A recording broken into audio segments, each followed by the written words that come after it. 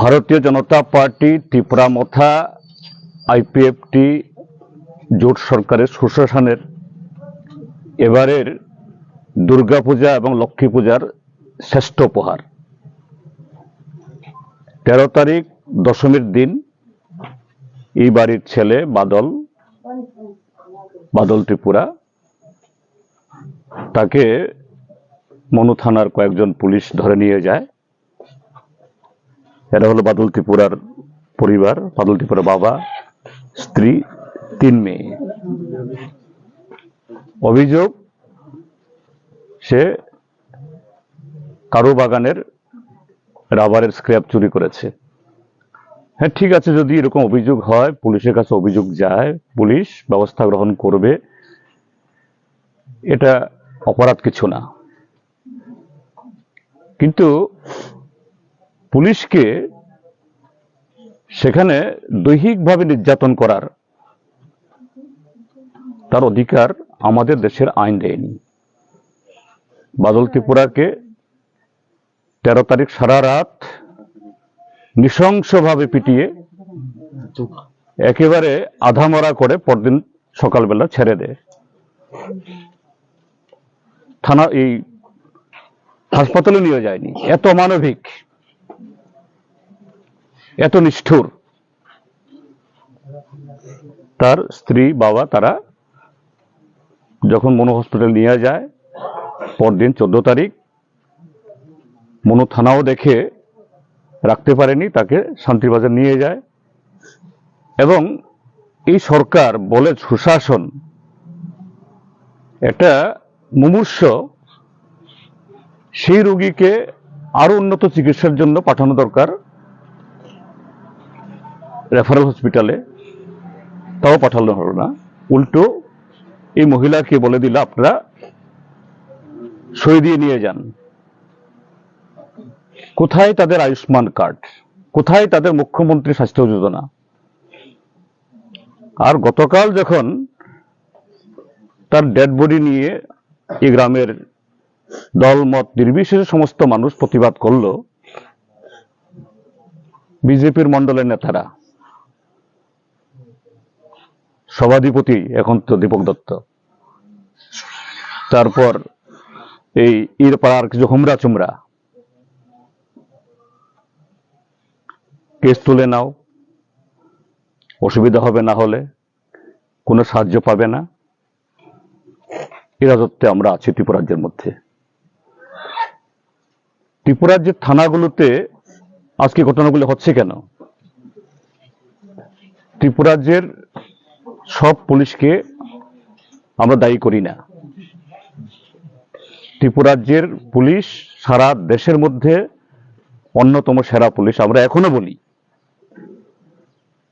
তার বেশিরভাগ সদস্য তারাও আজকে মর্ম যন্ত্রণায় তারা আছে। কিন্তু এই সরকার আসার পর কয়েকটা ডিজি আসছে।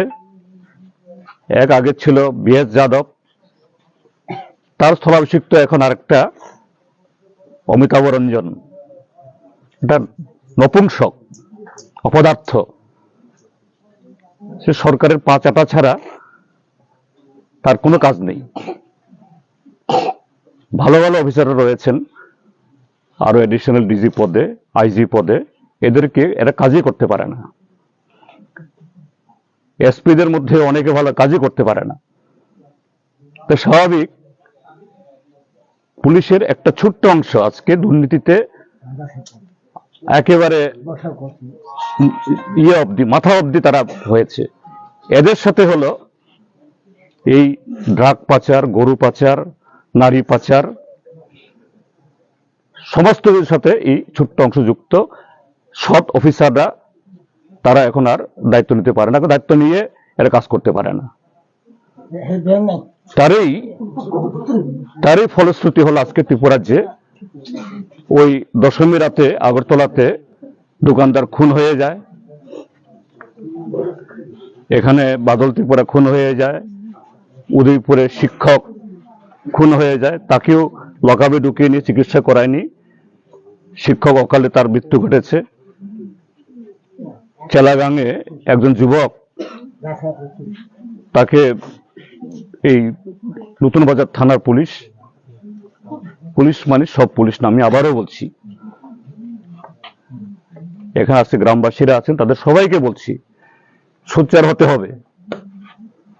আজকে বাদল ত্রিপুরাকে নিয়ে গেছে, কালকে আপনার ঘরের ছেলেও নিয়ে যাবে, এবং পুলিশের ঘরের লোকরাও বাঁচবে না। পুলিশকে বলছি আমি, ওই ত্রিপুরাজ্যের এই অপদার্থ এই দুর্নীতিবাজ সরকার তাদের বেতন দেয় না, বেতন দেয় ত্রিপুরা জনগণ। যাই হোক, অন্তত পক্ষে গতকাল যখন ভোর রাতে আমি খবরটা পাই, পুলিশের এডিশনাল ডিজি, তাকে সঙ্গে সঙ্গে বলি, তাকে ধন্যবাদ জানাই আমি। তিনি তুরন্ত ব্যবস্থা গ্রহণ করার পর এই 5 জন বরখাস্ত হয়েছে, অ্যারেস্ট হয়েছে, এবং আমি আশা করব যে সুস্থ তদন্ত হবে। শুধু অ্যারেস্ট করার মধ্যে দিয়ে তো আর শাস্তি হবে না, বিচার হবে না, সুষ্ঠু বিচার চাই, যাতে উপযুক্ত শাস্তি হয়, উপযুক্ত আইনে, যাতে সারা ত্রিপুরাজ্যের মধ্যে এই যে ছোট্ট একটা অংশের পুলিশের জন্য গোটা পুলিশ বাহিনীর দুর্নাম হচ্ছে, গোটা ত্রিপুরাজ্যের মানুষ আজকে অতিষ্ঠ, তারা যাতে স্বস্তি পায়। কাজেই সেদিক থেকেও আমরা নজর রাখবো, এর বিচার, এর তদন্ত কি হচ্ছে, এটাও কি আবার সব ওই কলাপাতা করে ফেলবে কিনা।